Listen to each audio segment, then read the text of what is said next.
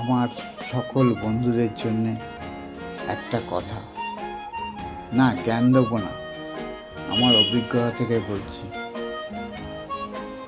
ভালোবাসতে হলে অন্যকে নয়, আগে নিজেকে ভালোবাসতে হবে, নিজের জন্যে ভাবতে হবে, তারপর বাকি সব।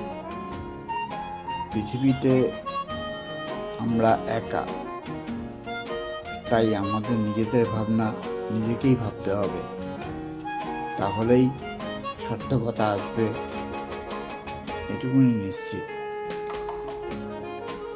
বাকি সব যা ইচ্ছে করতে পারো, কিন্তু নিজেকে ভালোবাসাটাকে ছেড়ো না, এর কোনো বিকল্প নেই।